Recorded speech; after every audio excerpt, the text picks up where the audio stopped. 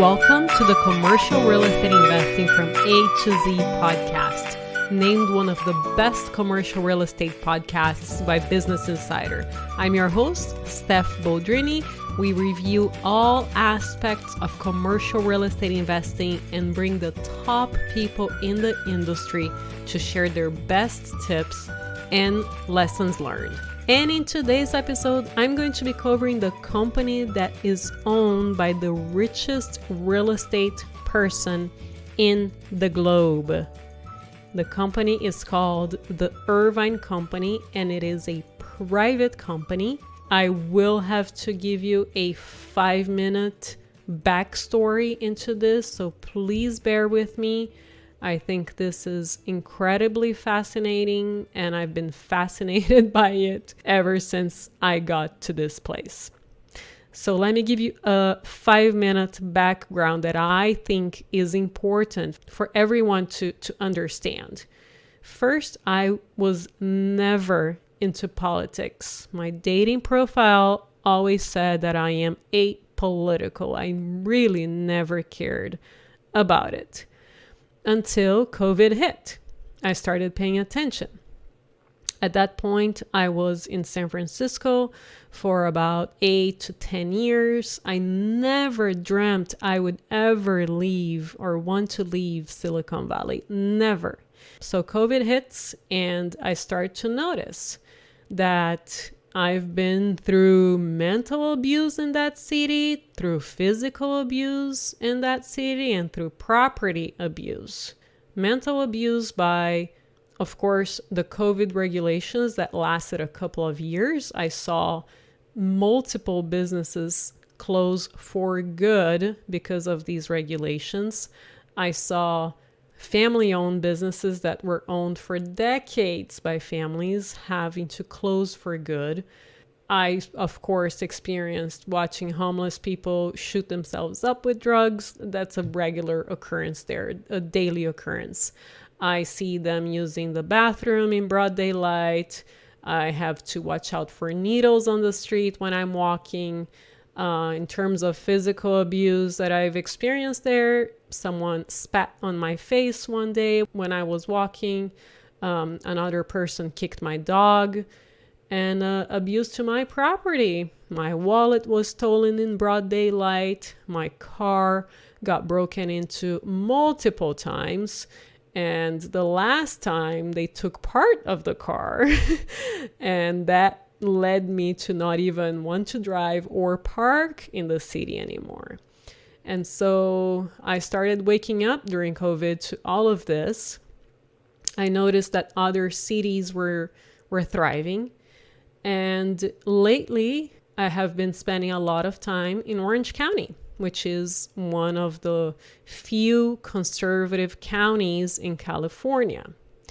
And I say conservative because I'm continuing my introduction here, because it shows here that it does make a difference on the city and how you experience things. So one of the things that I first noticed here is how much lighter I felt. It was as if a weight has been lifted from my shoulders because I don't have to worry about any of these things. On the first Airbnb that I got here, I didn't have parking. So I parked my car on the street for 4 months and nothing ever happened to my car. I've probably seen less than 10 homeless people here, and I've seen the police gently take them out. And I'm honestly in pure bliss in this area. The streets are beautiful. There is law and order. And as I am a very curious person by nature, I talk to people a lot about this. And in one of those conversations, someone told me, do you know what the biggest difference is between here and San Francisco? It's that here, the citizens are very engaged in city meetings, whereas in San Francisco, let's just say that there's just one kind of people that go to these meetings. And they're the woke kind, let's say it.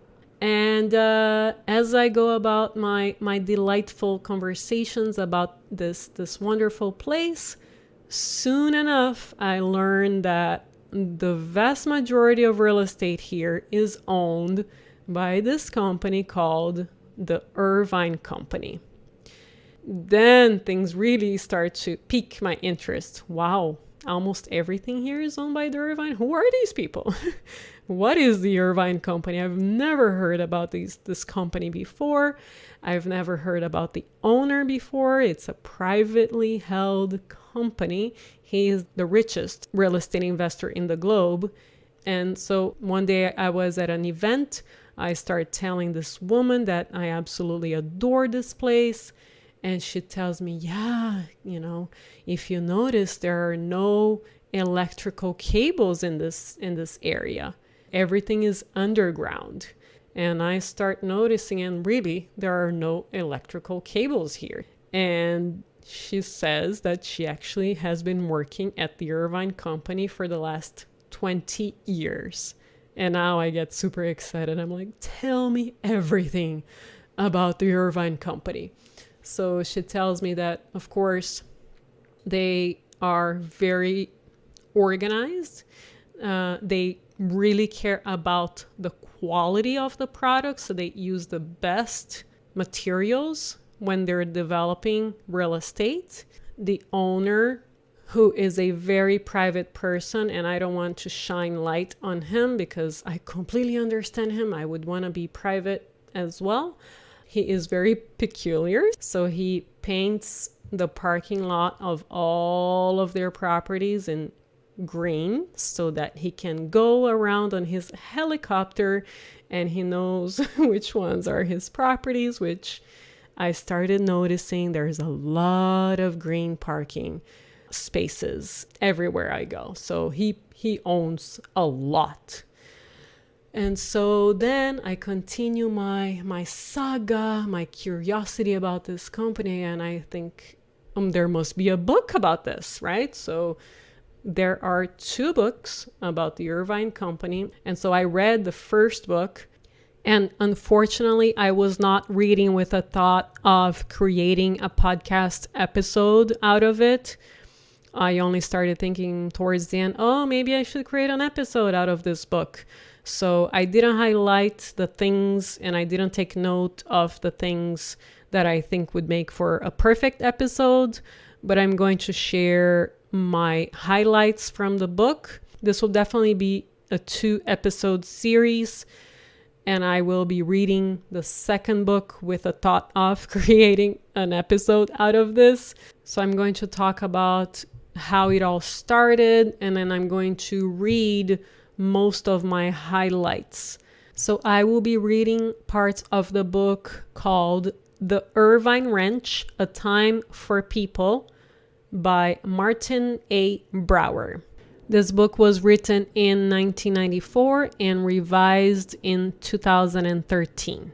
So where it started was in 1864 when James Irvine and 3 partners bought a 1,001 acre ranch for just around $26,000.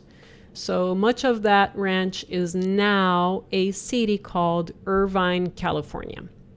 So the ranch was back then focused on agriculture, and it also had coastal land. And it wasn't until the 1900s that they started developing some of the real estate.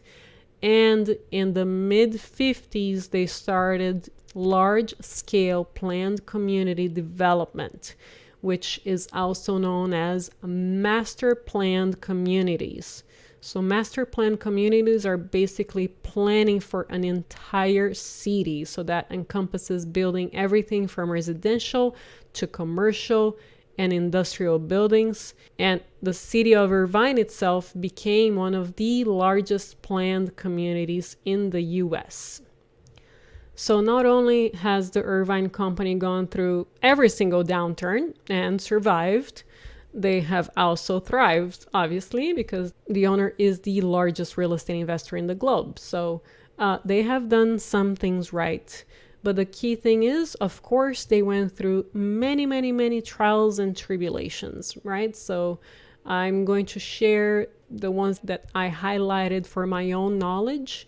The first thing that I highlighted was that around 1960s, they were still young as far as real estate transactions. So they were still not very knowledgeable about the field.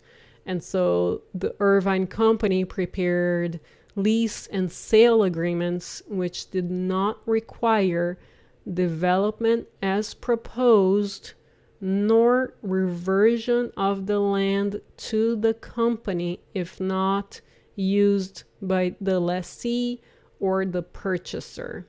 This was when a certain company had leased or purchased and they did not use it as intended, or they did not use it themselves, and so they did not have control over what was being done in that land that they had originally leased to a certain business.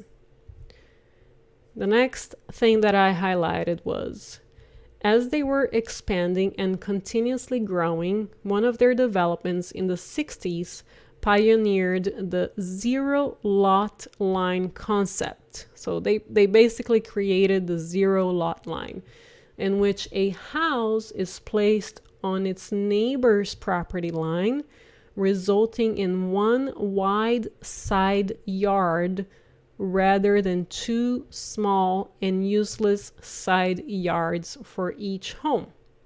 The unique plan placed groups of homes around a series of central green parks.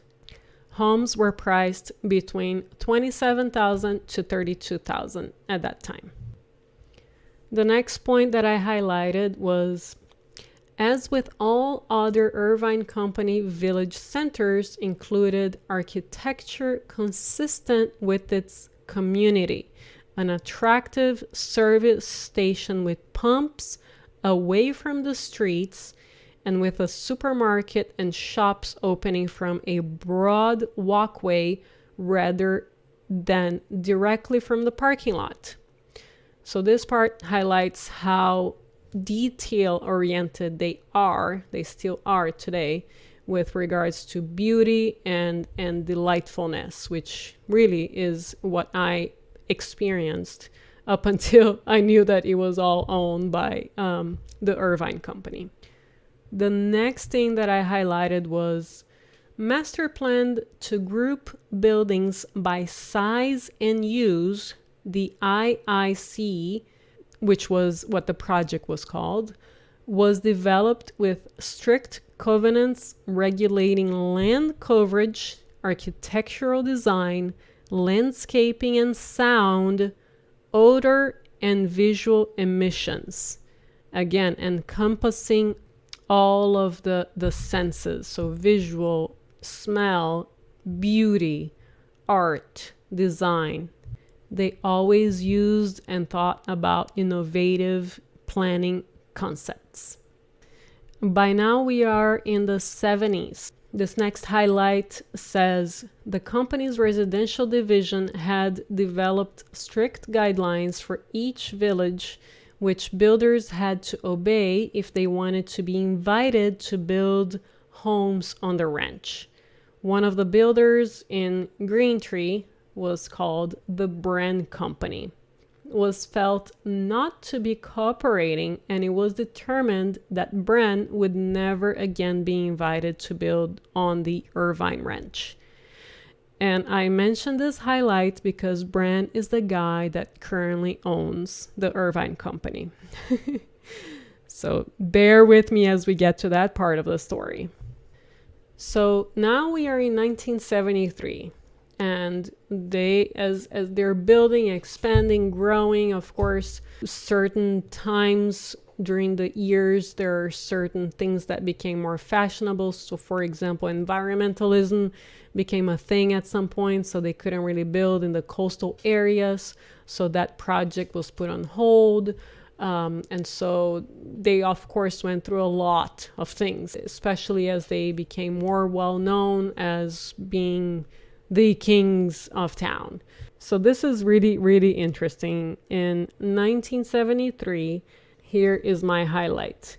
When a citizen spokesman completed an attack on one of the Irvine Company's plan for a new project, and the city stood with him, meaning the citizen won, the president of the Irvine Company at that time, Raymond Watson, applauded.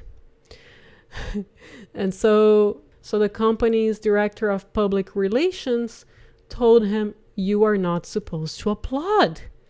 And the president answers, "Sure I am. This is real democracy in action, with each of us respecting the other's role."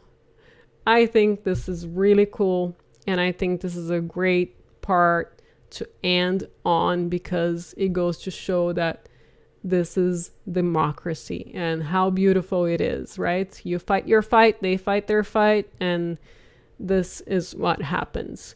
And so we're going to continue in 1976.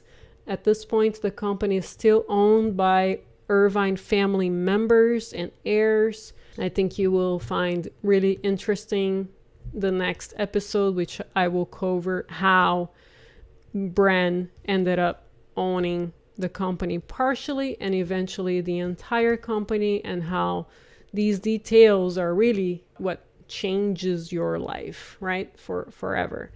So I hope you guys found this interesting so far. Again, I'm sorry I didn't create a proper history, track record, background episode, because I was really not reading the book with the thought of creating an episode out of it. But at the end, I thought it was so fascinating that I just wanted to share my highlights. And lastly, San Francisco will always have a piece of my heart. I really hope and pray that that city comes back. The pendulum has swung too far, and I believe it will swing back to normalcy, or as close to normalcy as San Francisco ever had, which was, a fun town and funky in its own right. But I really thought that it was important to highlight that part, because a city that is pro-business, pro its own citizens, it will thrive. It will thrive. It's a beautiful ecosystem.